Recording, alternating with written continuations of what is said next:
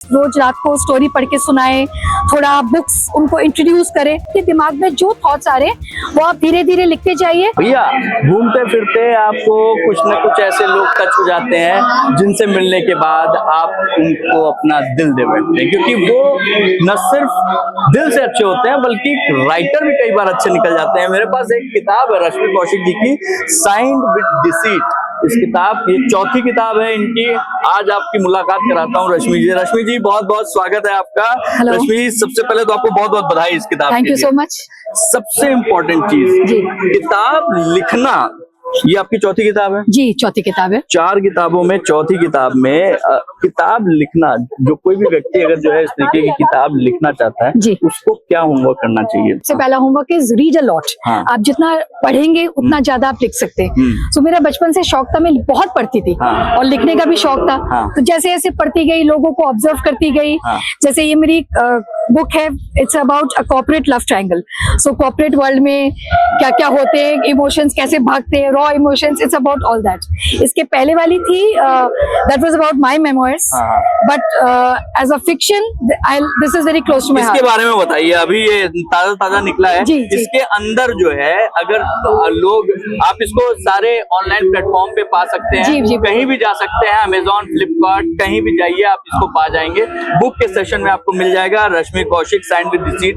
क्या है इसकी कहानी, थोड़ा सा जो है जिसमें बताइए दर्शकों। इसका थोड़ा सा जिस बताऊंगी कि जो 2 प्रोटैगनिस्ट है, आरव और निशा, हाँ। वो बचपन के चाइल्डहुड फ्रेंड्स हैं। हाँ। एंड एक जो थर्ड प्रोटैगनिस्ट है, जो मेन वो रिया, शी कम्स एंड उनके दोस्ती थोड़ा मतलब उनके बीच आ जाती है। हाँ।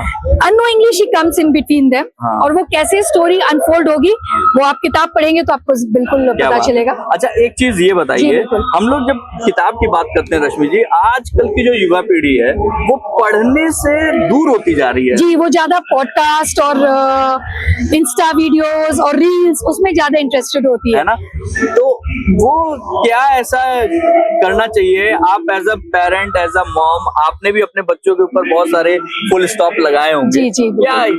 क्या करती हैं आप? किस जगहों पे जो है अपने आप को वो करती हैं? मतलब मैं ये कोशिश करती हूँ, जैसे मैंने अपने बच्चों को कभी फोर्स नहीं किया। हाँ। उन्होंने शुरू से मुझे बहुत डिलिजेंटली पढ़ते हुए देखा। हाँ। तो धीरे धीरे उनकी आदत पड़ गई है। हाँ। So as parents we should feel जैसे बच्चा है, अगर आप उनको खाना खिला रहे हो, छोटा बच्चा है, तो maybe every night if they read out a story to them, अगर रोज रात को स्टोरी पढ़ के सुनाए, थोड़ा बुक्स उनको इंट्रोड्यूस करें, तो आई थिंक धीरे धीरे बच्चों को रीडिंग की तरफ, जो art of reading is lost, हाँ। वो धीरे धीरे अपने आप आता जाएगा। मुद्दे की बात कह दी रश्मि जी ने, वो ये कि भैया जो आप करोगे वो सामने आपका बच्चा देख के करेगा। अगर आप भी पढ़ेंगे, उनको आदत डालेंगे तो वो पढ़ेगा। रश्मि जी एक लास्ट अंतिम सवाल, हम लोग जब भी जो है बुक्स की बात करते हैं, जब भी पढ़ने की बात करते हैं, चीजें कई बार क्या होता है कि हम चाहते तो हैं, मन में है कि बहुत सारी चीजें, बहुत सारे ख्याल हैं, आते हैं, किताब लिखने का मन तो करता है लेकिन वो उतर नहीं पाता है। जी, जी। ठीक है, कई बार उतार नहीं पाते हम लोग।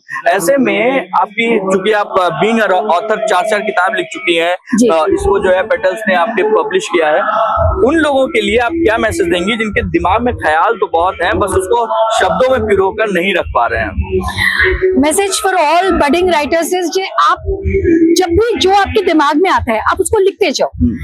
एक डायरी मेंटेन करिए या एक जर्नल मेंटेन करिए। आपके दिमाग में जो थॉट्स आ रहे हैं वो आप धीरे धीरे लिखते जाइए और अल्टीमेटली वो कोलैबोरेट हो जाएगा। मतलब टाइम, कभी ये मत सोचिए कि मैं अच्छा तब लिखूंगा, अब मैं अभी लिखूंगी। देयर इज नो टाइम कि तब लिखेंगे। The right time is now. आप जब जहन में जो चीज आ रही है आप लिखते जाइए, वो धीरे धीरे मटेरियलाइज हो जाएगी। जहन में जो आ रहा है लिखते जाइए। रश्मि जी आपको बहुत बहुत बधाई, बहुत बहुत शुभकामनाएं इस किताब के लिए। ये किताब साइंड विद डिसीट आपको जहां मिले आप ऑनलाइन मंगा सकते हैं, और अगर आपके कोई सवाल हो तो आप यहाँ पे कमेंट करके रश्मि जी से पूछ सकते हैं, आपके सवाल वहां तक पहुंचाए। Thank you so much. Thank you.